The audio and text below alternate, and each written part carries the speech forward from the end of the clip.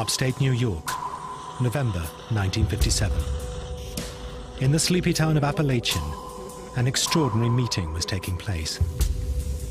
Gathered in the garden of one of the town's wealthiest residents, a gang of sharp-dressed businessmen feasted on several hundred pounds of steak. This unusual group attracted attention, and the local cops looked on astonished. What they didn't know was that they were witnessing a summit meeting of the entire leadership of the American Mafia. In fact, until that moment, many denied the Mafia even existed.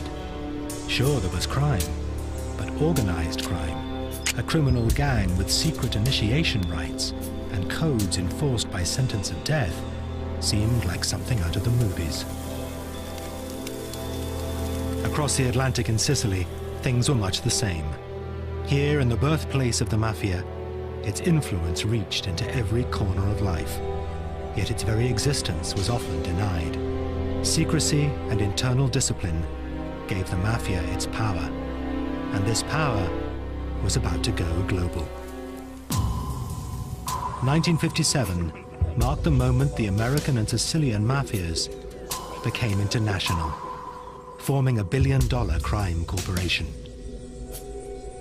It was a turning point in another way, too. It signaled the start of a war against organized crime that would last almost half a century. A war that forced both the US and Italy, finally, to confront the terrifying criminal conspiracy in their midst.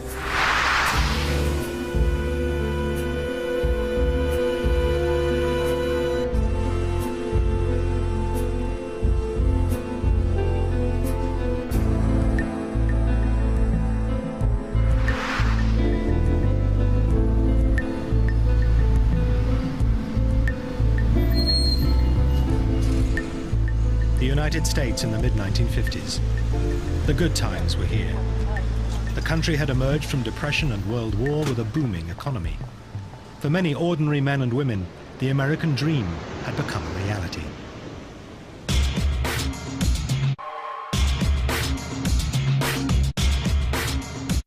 But something else was booming too: the Mafia.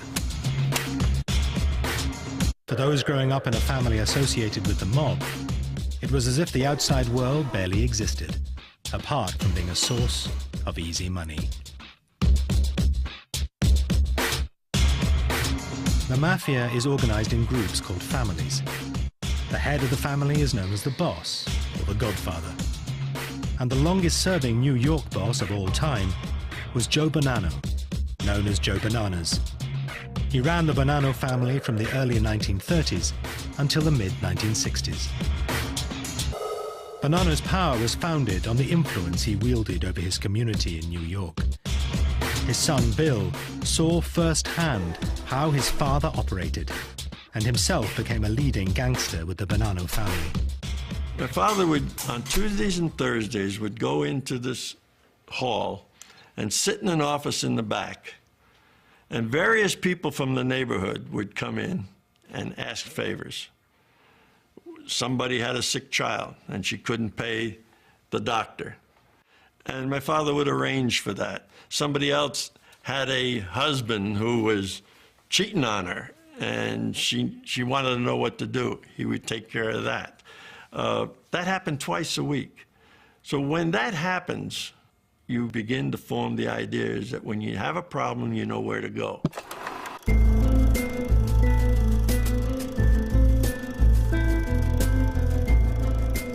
This is home movie footage, shot in Brooklyn in 1957.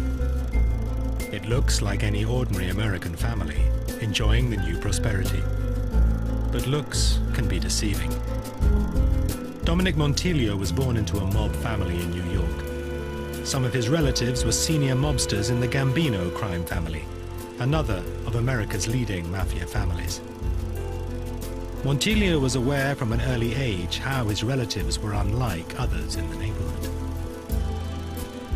I grew up in a very traditional mob family, and it was a very different kind of life than my other friends had. You know, I noticed that from the beginning, because there was times when Well, the FBI would break down the door because, I mean, we lived in the same house with my uncle, and he was very connected. Montiglio's uncle was an up-and-coming gangster called Nino Gaggi. One day when he was 11, Dominic ran home, bursting to tell his uncle Nino that he had been elected class president at school. I came home all excited because I had the button, you know, it said president on it. And he said, oh, great. He says, what does the class president do? So I said, you know, teacher goes out of the room and you watch the class. If anybody does anything wrong, you write their name on the board. And he looked at me and he says, you're telling me you're a rat, you're a stool pigeon. So I said, you know, I mean, 10 years old, 11 years old, what are you going to say? And he said, well, tomorrow you got to go back and give that button back to the teacher and tell her you can't be the class president. Bill Bonanno and Dominic Montiglio both grew up in a world closed to the outside. The American Mafia called itself Cosa Nostra, our thing. But this was a world imported to America from several thousand miles away.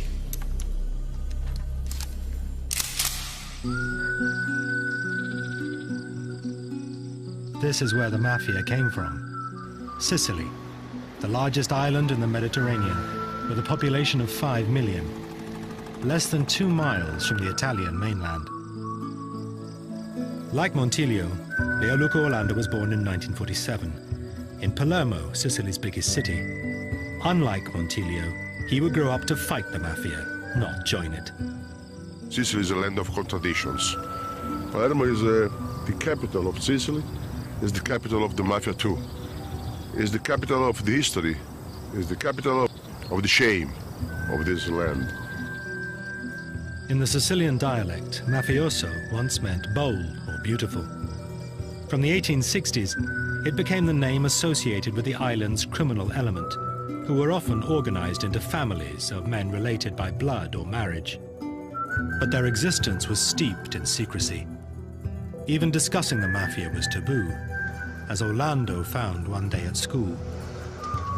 When I was 14 years old, 15 years old, I organized with other students a seminar about the Mafia and against the Mafia. The director, the Jesuit director of the school, called my parents and said, it is a scandal. Why Lucchetto is speaking about the Mafia? We have nothing to do with the Mafia, therefore we are not speaking about the Mafia. Gray area, not seeing, not speaking, not hearing. It was Sicily when I was a young student. Joe Bonanno grew up in this world. He was a native Sicilian, born here in the pretty seaside town of Castellammare del Golfo in 1905. He only moved to America in the 1920s. Sicily has a long history of mistrust of authority. There's an old saying back there that to know a man, you have to know his father, and his father before him, and his father before him. And once that happens, there is very little room for betrayal. Much of the power of the Mafia derived from its ruthless discipline. Chief among these values was omertà, the vow of silence. In Sicily, all mafiosi had to take a sacred blood oath that they would never betray the organization to the authorities, and that they would always carry out the orders of their mob bosses. The novice was sworn in through a quasi-religious ceremony and became a so-called man of honor.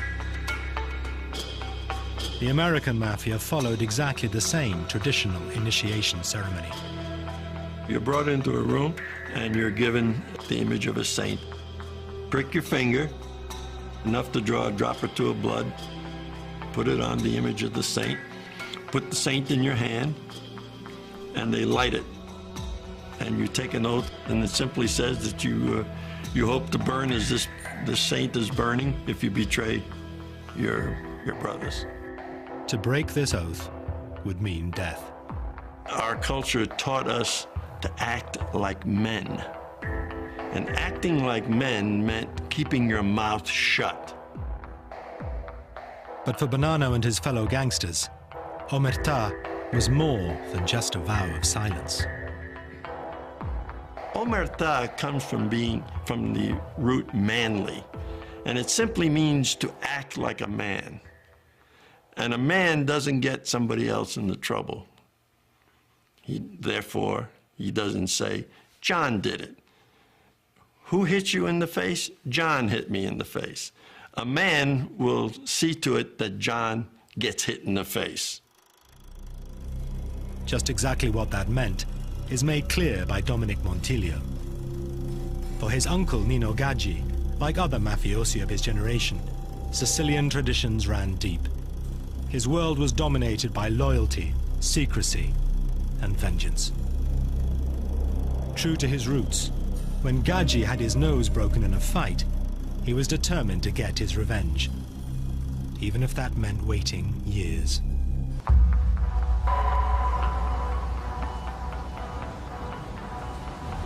When the moment finally arrived, Gaggi took Montiglio and mobster Roy DeMeo with him to settle the score. We parked a long block away from where this guy was, and he was hanging out with a bunch of people in front of a candy store, and we were waiting across the street, and I had a 22 with a silencer, and Nino and Roy both had 38s, and we waited for him to go to his car, and he was walking to his car. We started crossing the street, and then he made us, and he started to run, and we hit him right in the middle of the intersection. Killings like this were a way of life in the Gambino crime family. Oddly enough, it was my wife's birthday party. So we had left the party to go do this deed, and went back to her birthday party like nothing happened. You know, we opened the presents, had the cake, and that was the end of that. Nino Gaggi was an old-fashioned gangster, a man to whom the traditional Sicilian values of the Mafia meant everything. You know, somebody who were to break my nose, I might wait a little while, but my revenge would be maybe a broken nose and a little something else, a couple of fingers or something. But Nino, the old Sicilian school, you know, that's not good enough for them.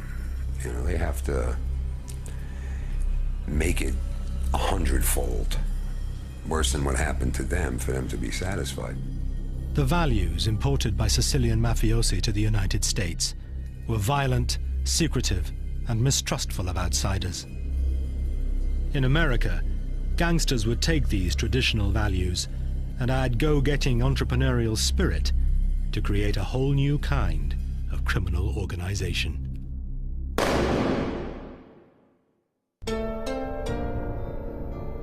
Early in the 20th century, a young man was growing up in Sicily who would change the face of crime. Salvatore Lucania, born in 1897, would become infamous as Charlie Lucky Luciano, the father of the modern American Mafia. His hometown of La Cara Fridi was built on the hard and dangerous work of sulfur mining. Sulfur mines were primitive places where temperatures were so high, men would work naked. Yet these deprived laborers still had to pay the Mafia for the right to work. They were not alone. The owner of the mine would have paid up too. The Mafia squeezed money from all walks of Sicilian life.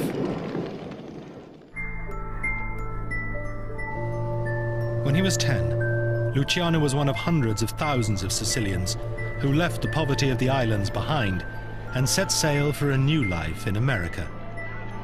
He soon drifted into crime. As a teenager, Luciano joined the notorious 5 Points gang, which also boasted Al Capone as a member. It was the age of prohibition. For 13 years, it was illegal to make or sell alcohol in the United States. Luciano and other bootleggers made millions supplying Americans with as much booze as they wanted. Salvatore Lucania started calling himself Charles Luciano. He gained the nickname Lucky and the scars on his neck when he miraculously survived a knife attack and beating. He presided over his criminal kingdom from a suite in New York's luxurious Waldorf Hotel. Here, he called himself Mr. Charles Ross. And he made it to the very top in 1932 with the killing of Salvatore Maranzano, then the most powerful boss in America. But the constant battles were getting in the way of business.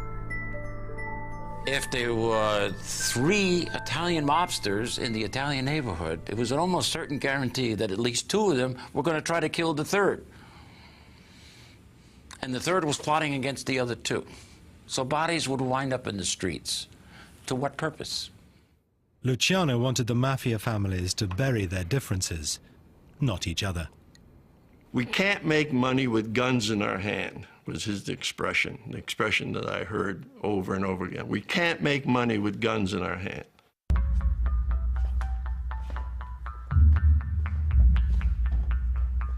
His solution was to set up a body called a commission, a Mafia board of directors made up of the bosses of the 5 New York families, plus those of Chicago and Buffalo. Any boss with a grievance against another family could bring it to the commission. But for the plan to succeed, Luciano had to win the support of the other families, including Joe Bonanno, who had just taken over for Maranzano, the man whose killing Luciano had set up. Because you got to remember, Luciano was an Americanized guy, so he talked that way. My dad always told me that Luciano talked just like those Americans. And he says, those guys are dead. I have no quarrel with you, and I know you don't have a quarrel with me. Therefore, past is the past, let's go on. Joe Bonanno backed Luciano's plan and joined him on the first commission alongside Al Capone. Luciano's conception was that he would meld Sicilian Mafia mores, which formed a very tight organization with American business methods. That's basically what he came up with. A kind of amalgam that we came to know as American Mafia organized crime. With peace, the mob could concentrate on what it knew best, making millions of dollars from its control of illegal gambling, prostitution, and extortion. Small wonder life as a mobster seemed so attractive to many growing up in post-war America. The teenage Henry Hill watched awestruck from the window of his Brooklyn home at mafiosi gathered on the street. You know, you see those Cadillacs and, you know, and guys in suits, big black suits and diamond rings like the size of a quarter, you know, and beautiful woman. What the is this, you know? So I walked over that job, washing cars, sweeping them out, you know, just to hang out there. And that's how I, you know, started hanging out over there. And it was exciting, you know? Hill would become a mobster with the Lucchese family. Another future gangster, Frank Culotta, was also in awe of the mobsters he saw as he was growing up in Chicago. Well, actually, I grew up into that world. The neighborhood I came from, they were all outfit guys, crooks, murderers. And I sort of looked up to them and idolized them. I used to shine their shoes. They'd give me, instead of a nickel, they'd give me $1. So, I seen a lot of money then as a kid, and they impressed me. So in my mind, I always wanted to be something like that. The ruthless discipline the commission brought to the world of crime meant the power of the mob grew unchecked. In New York, places like the waterfront became synonymous with mafia control. It used its control of the unions and fishing companies to make millions a year. It did the same across the city in industries such as construction, in which the Bonanno family was involved. You construct a building, and you'd put in even just a 2 or 3 cent increase on the value of the cement that we use in that building, which could turn into millions of dollars.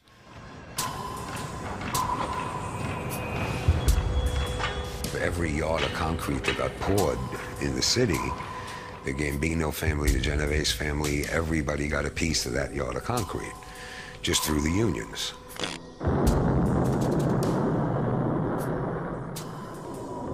It wasn't just one little thing, but you multiply this by hundreds and hundreds and thousands of activities that were going on throughout the country, and you got a force to be reckoned with. In New York, the Mafia seemed to have its finger in every pie. We ran the city, basically. I mean, we could stop a building from going up, or a movie being made, a show on Broadway. You know, I mean, you didn't do it right. You didn't do what the boss wanted you to do. You were either dead or you were out of business. It wasn't pretty.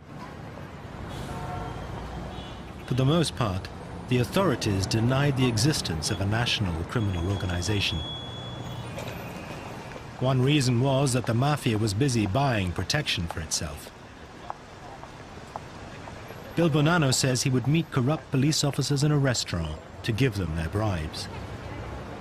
I had dinner at a little restaurant, and I was there with two other friends. And we were sitting around, and they said, "You have a look of nostalgia on your face. What's up?"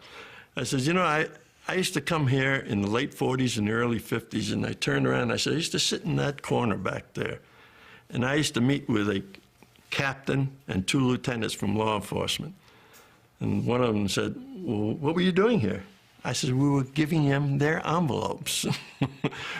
Envelopes for what? To look the other way while we had the gambling, we had the horse racing, the bookmaking, and the numbers." The commission was presiding over a boom time. As he rose through the ranks of the mob, Bill Bonanno attended several meetings of the commission with his father, Mafia boss Joe Bonanno. The commission boasted it was so powerful that it could even influence government. I can remember a time, and I participated in some of those meetings, and the decisions that had to be made were, you're going to be the next federal judge. You're going to be the next governor. You're going to be the next senator. You're going to be the next House of Representatives candidate. The men got up after those decisions, and lo and behold, it happened. The Mafia had a power that was unacknowledged and unchallenged, until the temptation to make even more money proved impossible to resist, and finally forced the US government to act.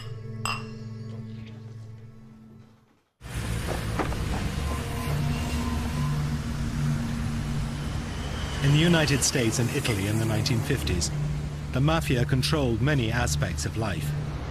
Yet the governments in both countries barely acknowledged the existence of organized crime. Law enforcement had a different enemy. The Cold War was at its height. The main target of the FBI were American communists, not Italian-American gangsters. The communist bloc has woven a vast network of espionage throughout the free world. Communist line is uniform and deadly. Destroy America. After World War II, in the FBI's New York office, there were 400 agents chasing communists. There were just 5 dealing with organized crime. The story was similar at the Department of Justice, where William Hundley worked. When I took over the organized crime section in the Justice Department in 1987, there were basically, maybe 7 or 8 lawyers there who were basically clipping newspapers. They weren't doing anything either. The director of the FBI was J. Edgar Hoover. He had been its head for over 30 years. Hoover was one of the most powerful men in Washington, eventually serving under 8 presidents. In law enforcement, what Hoover said went. And to Hoover, America's priority was the Red Menace. Hoover had almost no Italian-American agents who could infiltrate the mob. Indeed, he had few agents from any ethnic minority. At that time, Hoover did not have one black agent. He had no female agents. Excuse me, his chauffeur was black, so he made his chauffeur an agent, so he could say he had one black agent. In essence, he had all of these waspy guys, you know, with the snap hats on and whatnot. Yeah. But from the late 1950s, a succession of events would change all that, finally forcing the authorities and the nation to acknowledge the existence of the Mafia. Once again, it all started in Sicily. And it was a story in which Mafia godfather Joe Bonanno played a central role. In late 1957, Bonanno took a trip back to his native Sicily. He had been born here in the tiny coastal town of Castellammare del Golfo before emigrating to the US as a youngster. But Bonanno's trip was no sentimental journey. The Mafia Don was on business. Joe Bonanno had maintained close links with his family and criminal associates in the old country. He was approached by some old acquaintances for advice on a pressing problem. My dad told me that one of the leaders of the Palermo Mafia came to him and said that there's a few people that they would like to talk to him about certain problems that they're having here in Sicily. A meeting took place in this building, the Grand Hotel de Palme in Palermo, one of the top hotels in the Sicilian capital. Even to this day, details of who attended and what was discussed remain shrouded in mystery. Bonanno may not have been the only American present. Charles Lucky Luciano was now living in Italy, having been deported from the US after the war. Today, the Italian authorities believe that he was also present at the Hotel de Palme. E dal 12 al 16 ottobre del 57 a Palermo. From the 10th to the 16th of October 1957 in Palermo, in the Hotel de Palme, there was a summit of about 30 mafia bosses. American Cosa Nostra and Sicilian mafia bosses. Famiglie americane, cioè era presente per esempio la famiglia Bonanno con il suo capo Joe Bonanno. The major American families were represented: Joe Bonanno, Lucky Luciano, who had been in Italy since 1947, and then there were the local mafia heads. Era presente Lucky Luciano, che era già in Italia dal 1947, e poi erano presenti i capi mafia locali, i capi mafia siciliani. Over dinner, the Sicilians explained why they wanted the meeting. This was a business convention, and high on the agenda was the subject of drugs, which offered vast profit, but at a price. The purpose of the meeting was to pick my father's brains as to how they were going to resolve a problem they were beginning to have among each other over the narcotics trade in Turkey. The Sicilians faced a dilemma. Various families within the Mafia were at odds as to whether they should or they shouldn't get themselves involved with this, and the younger element saw nothing wrong in making a profit. In fact, the American Mafia was having the same debate about drugs. It seems that Joe Bonanno wasn't just offering friendly advice. He was there to close a deal that would reorganize the global trade in heroin. According to the FBI, it was this meeting which established the Bonanno family as the main players in the transatlantic heroin trade. The Sicilians would manufacture and smuggle the drug into the US. The Americans would distribute it and take a cut. This was the first time the mafias on both sides of the Atlantic had come together on such a scale. An early example of globalization, but run by organized crime. Di Sicilian Connection si parla in epoca più tardi. The foundations were laid for collaboration between Sicilian Mafia, which wasn't yet called Cosa Nostra, and the American Cosa Nostra, which had as its main objective heroin trafficking. Bill Bonanno says the organization of the Mafia itself was also on the agenda, and that his father advised the Sicilians to copy Luciano's recipe for resolving disputes. It was at that meeting that he suggested that one of the ways that they might resolve their problem and have a little better handle on the situation is to do what the Americans had done, and that was to form a commission. The Sicilians did set up a commission, but it would only meet a few times and never gained the authority of the American original. In America, the subject of drugs continued to dominate Mafia discussions. The new organization that Luciano created solved just about every problem you could think of, except one: narcotics. In the beginning, Luciano assumed that the organization could keep organized crime out of narcotics altogether. It simply wasn't worth the trouble. The difficulty was the money. And for the Mafia, money was always irresistible. The Americans arranged a summit to ratify the deal with their Sicilian cousins, a meeting that would provide one of the most infamous moments of their history.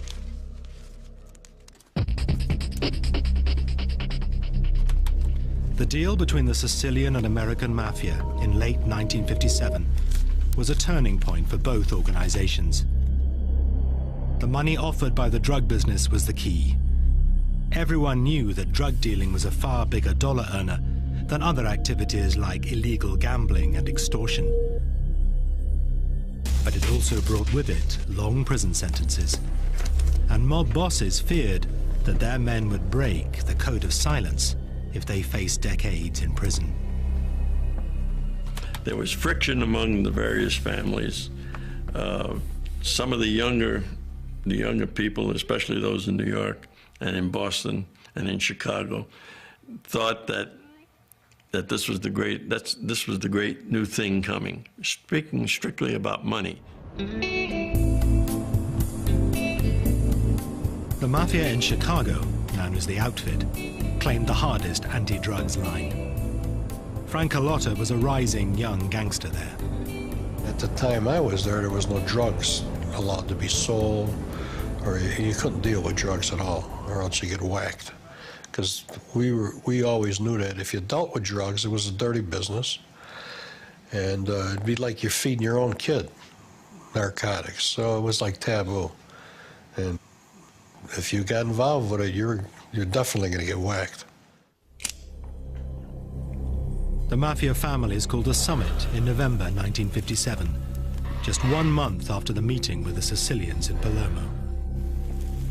Joe Bonanno was to be joined at the summit by another godfather, Vito Genovese.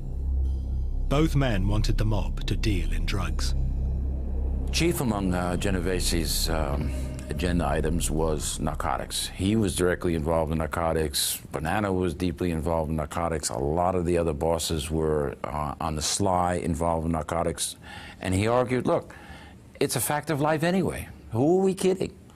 Let's make it official. Let's really make money out of this thing. The summit was held in a small town called Appalachian in upstate New York. The venue was a large house on a 58-acre estate owned by Joseph Barbera, a wealthy businessman and Mafia associate. It was chosen because its isolated rural location seemed safe from the prying eyes of the law. Unfortunately for the mob bosses, they got that 100% wrong. For over a year, the local state police had been watching the place after they discovered that a house guest was a leading New York mobster, Carmine Galante, Joe Bonanno's underboss.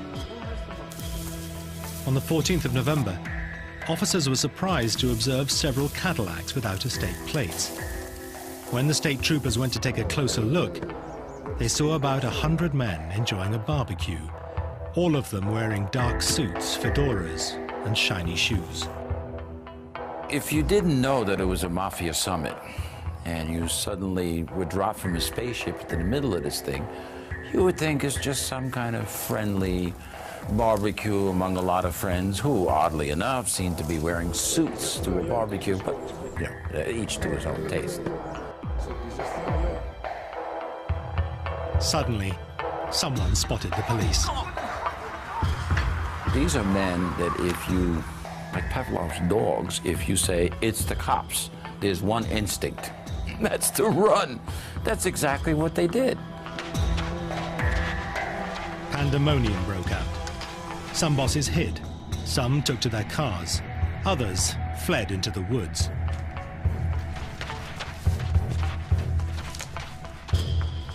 It was a farce. It was probably the Mafia's lowest moment. The idea of all these big-time bosses running through the thickets in their sharkskin suits and their silk ties and their $500 Italian shoes. It was unbelievable. Joe Bonanno escaped the chaos, but only because he was late. They were coming there. When they got to the bottom of the hill, you could see all the way up the hill, and they could see these police cars and the barricades in front of the street, so they just kept on driving and went back to New York City. Around 60 mobsters were detained, identified, and questioned. But there was little the authorities could do. Attending a barbecue was not a crime, and they were not even carrying guns. While the mobsters went free, they were convicted by the media. The next day, the Gangland Conference was headline news across America. Appalachian had finally provided proof of the existence and scale of the Mafia. J. Edgar Hoover, who was head of the FBI, said there is no such thing as the Mafia. There is no such thing as the National Crime Organization. There is no such thing as a leadership group within this organization. Well, even he had to admit after this meeting that maybe there was something. The extent of organized crime in the United States is a national disgrace. The very fact that we have a crime problem reflects an evil of even greater import. It generated a lot of pressure to get something done. In my own situation, I mean, that's why I was appointed head of the organized crime section. Now law enforcement would have to play catch-up to come to terms with organized crime. One of my biggest complaints was that, we wanted to pool information on these people. We wanted the investigative agencies to share it. We wanted to collect it on the Mafia leaders and whatnot to make our efforts to prosecute them much more feasible. Couldn't get it done. They just wouldn't do it. First of all, they didn't have anything, and second of all, they wouldn't share what they didn't have, The spotlight was now on the Mafia. Before long, they would attract the attention of the president and the American public alike.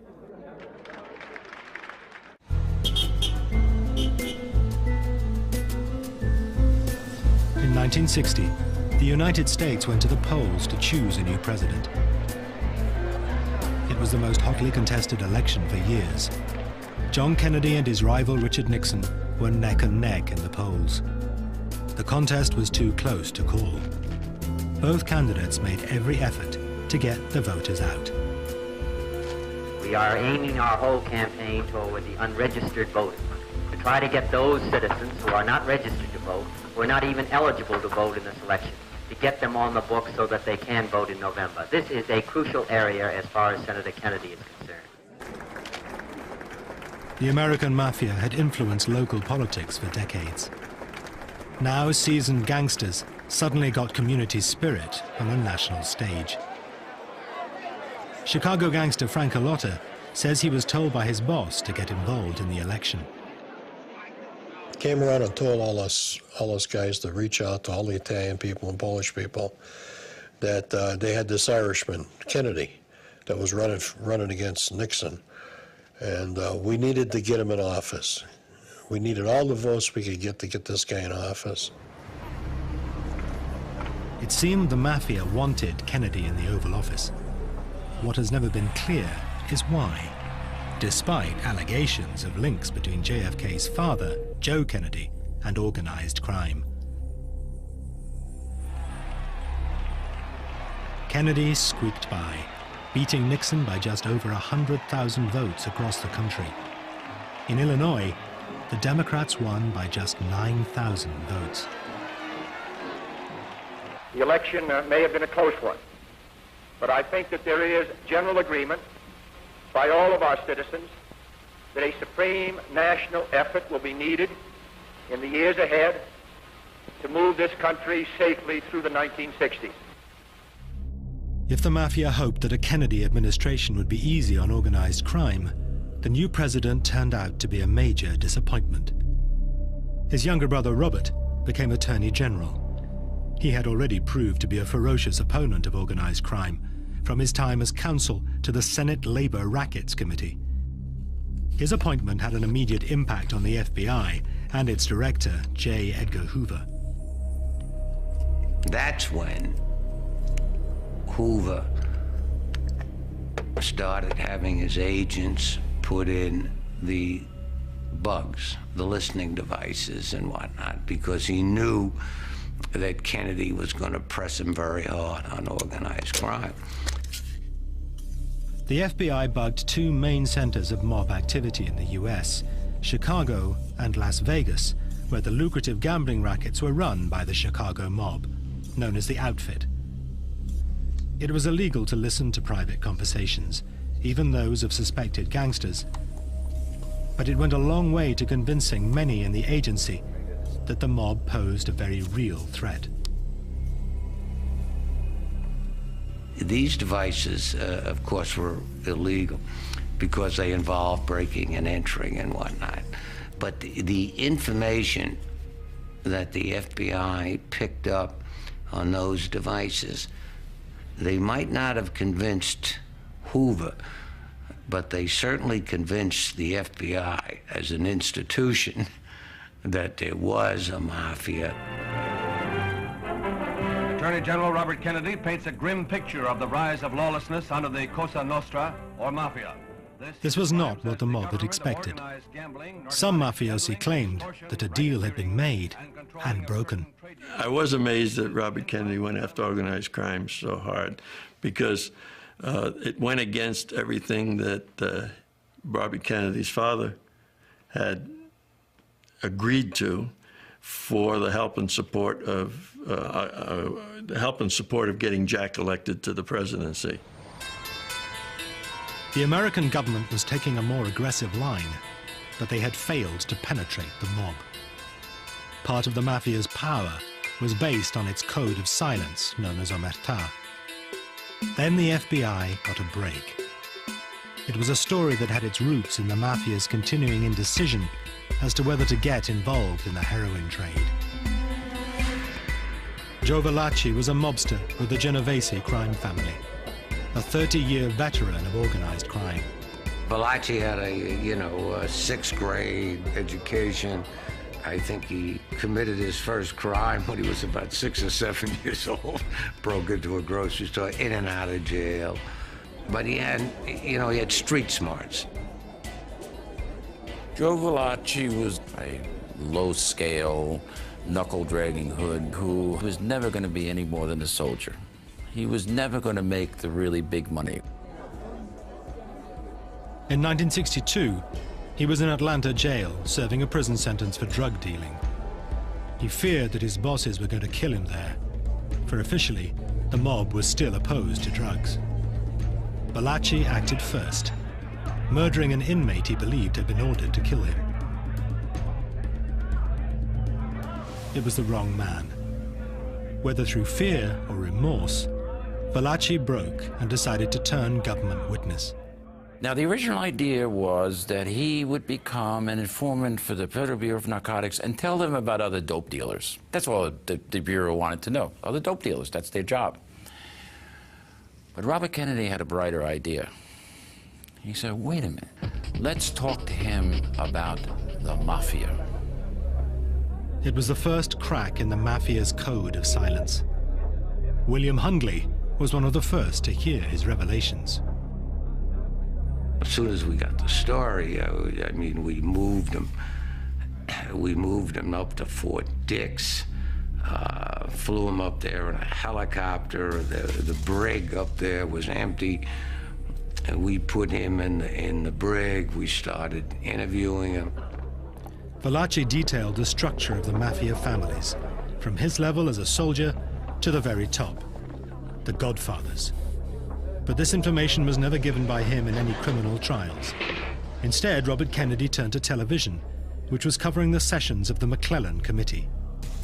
Bobby Kennedy had the brilliant idea, let's put Joe Valachi on show. Joe Valachi gets before the Senate Committee, and a national audience is absolutely fascinated. The nation's underworld gets the unwelcome spotlight of publicity as the Senate's Investigation Subcommittee begins new hearings on crime. Arkansas Senator McClellan is at the helm. William Hundley was present as Valachi's electrifying testimony was broadcast across the nation. He really didn't want to cooperate. There's no doubt about that. Quite frankly, though, when he got in front of those Klieg lights up before the McClellan Committee, he, you know, the adrenaline started to flow, and I think he, you know, sort of a perverse way that he kind of enjoyed it. Why did you decide to kill him at that time, at that spot? Because he's the guy I spotted at that time. In other words, I felt that was my last day, in plain English, Senator. I felt that was my last day. In other words, this was a defense for you. You thought that if you killed this man who you thought was going to kill you anyway, that this... I got some satisfaction, Senator. Put it You that got some way. satisfaction. Valachi's testimony caused a sensation. Here, live on TV, was a mobster giving the first tantalizing glimpse into the secret world of the Mafia, or, as he called it, Cosa Nostra, Italian for our thing. Valachi corroborated what the FBI bugs had begun to pick up, and what its director, J. Edgar Hoover, had reluctantly started to believe. That a modern American criminal group used rituals and symbols from Sicily to maintain internal discipline and run its multi-million-dollar enterprise. While you were repeating the words, you were burning the paper. Right, this is the way I burn if I expose this organization. There's always a lot of skepticism about that, you know, that, I mean, because nobody had ever come forward and, you know, said how you get made and whatnot. And apparently, you know, it was exactly the way he said it was. You know, they decide who's going to get made, you get together, you burn this holy picture and whatnot, and then bingo, you're a made member of the Mafia. He went on to explain that you lived by the gun and by the knife, and you died by the gun and by the knife. Who was chosen? Who became your godfather? Joe Bonanno. Joe Bonanno? It happened to be now, my where godfather. is he? Is he on this chart we have here? Is he at the head of one of the families now? Yeah, he still is. He still is? Yes. Still alive? Right. For the American Mafia, and the Bonanno family in particular, Valachi's TV appearances were devastating. Valachi's testimony was certainly a blow to the people in our world. There's no question about that. Senator, can I say something, Senator? Yeah. As to what I'm telling you now, I need to go no further to say nothing else. This is what I'm telling you, what I'm exposing to you and the press and everybody. This is my doom. Joe Valachi died in prison of cancer in 1971. He had helped shatter the view that there was no national criminal organization in the United States.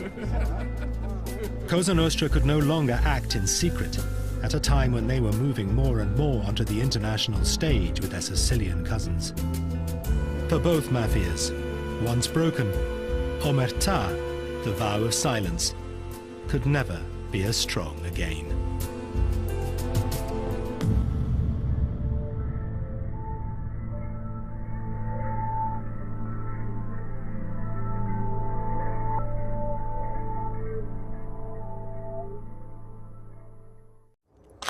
Upstate New York, November 1957. In the sleepy town of Appalachian, an extraordinary meeting was taking place. Gathered in the garden of one of the town's wealthiest residents, a gang of sharp-dressed businessmen feasted on several hundred pounds of steak. This unusual group attracted attention, and the local cops looked on astonished. What they didn't know was that they were witnessing a summit meeting of the entire leadership of the American Mafia. In fact, until that moment, many denied the Mafia even existed. Sure, there was crime, but organized crime, a criminal gang with secret initiation rites and codes enforced by sentence of death, seemed like something out of the movies. Across the Atlantic in Sicily, things were much the same. Here, in the birthplace of the Mafia, its influence reached into every corner of life. Yet its very existence was often denied. Secrecy and internal discipline gave the Mafia its power, and this power was about to go global. 1957 marked the moment the American and Sicilian Mafias became international, forming a billion-dollar crime corporation. It was a turning point in another way, too. It signaled the start of a war against organized crime that would last almost half a century.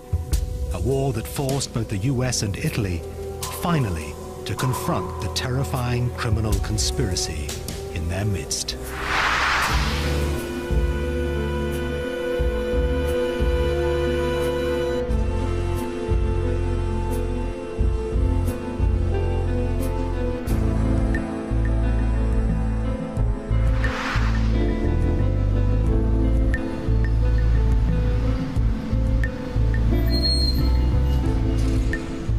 United States in the mid-1950s.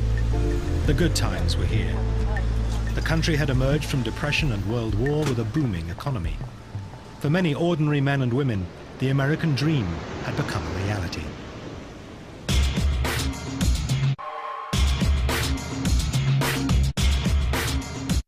But something else was booming too: the Mafia. For those growing up in a family associated with the mob, it was as if the outside world barely existed, apart from being a source of easy money. The Mafia is organized in groups called families. The head of the family is known as the boss, or the godfather. And the longest-serving New York boss of all time was Joe Bonanno, known as Joe Bananas. He ran the Bonanno family from the early 1930s until the mid-1960s. Bonanno's power was founded on the influence he wielded over his community in New York. His son, Bill, saw firsthand how his father operated, and himself became a leading gangster with the Bonanno family. My father would, on Tuesdays and Thursdays, would go into this hall and sit in an office in the back, and various people from the neighborhood would come in and ask favors. Somebody had a sick child, and she couldn't pay the doctor, and my father would arrange for that. Somebody else had a husband who was cheating on her, and she wanted to know what to do. He would take care of that. That happened twice a week. So when that happens, you begin to form the ideas that when you have a problem, you know where to go.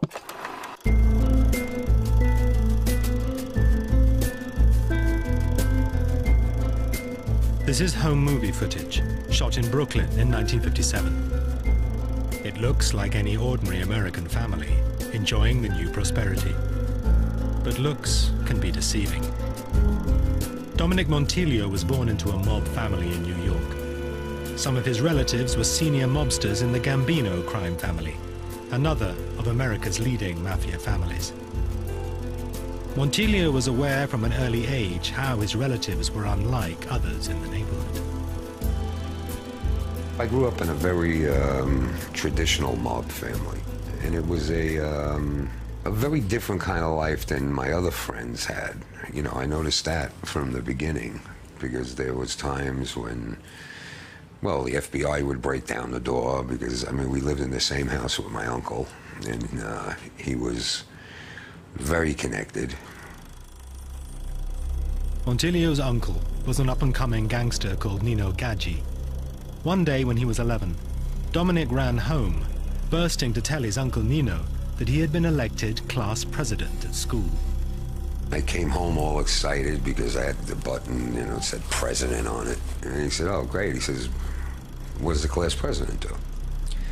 So I said, you know, teacher goes out of the room and you watch the class. If anybody does anything wrong, you write their name on the board. And he looked at me and he says, well, you're telling me you're a rat. You're a stool pigeon.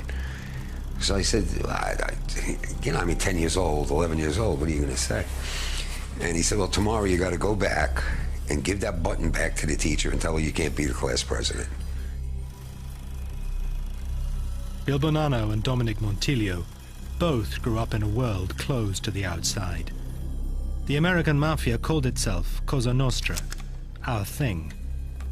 But this was a world imported to America from several thousand miles away.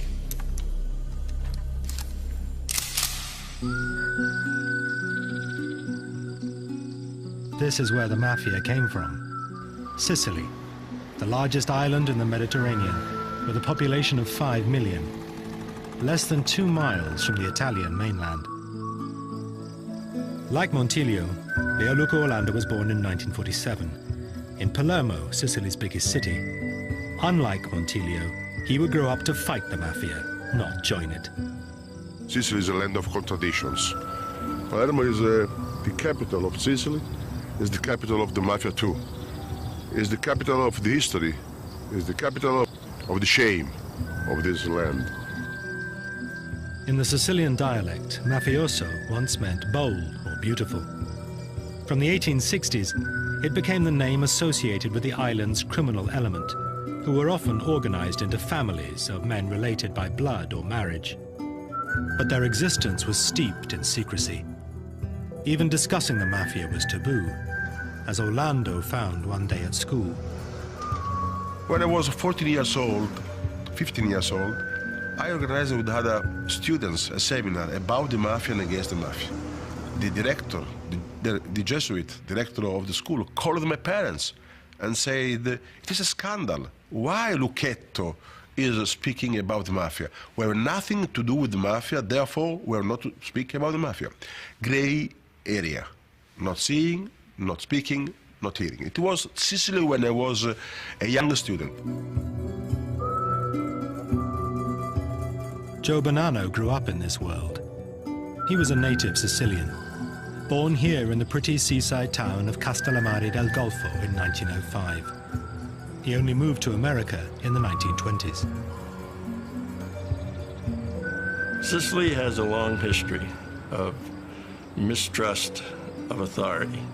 There's an old saying back there that to know a man, you have to know his father, and his father before him, and his father before him. And once that happens, there is very little room for betrayal. Much of the power of the Mafia derived from its ruthless discipline. Chief among these values was omertà, the vow of silence. In Sicily, all mafiosi had to take a sacred blood oath that they would never betray the organization to the authorities, and that they would always carry out the orders of their mob bosses. The novice was sworn in through a quasi-religious ceremony and became a so-called man of honor. The American Mafia followed exactly the same traditional initiation ceremony. You're brought into a room and you're given the image of a saint. Prick your finger, enough to draw a drop or two of blood, put it on the image of the saint, put the saint in your hand, and they light it. And you take an oath, and it simply says that you hope to burn as this saint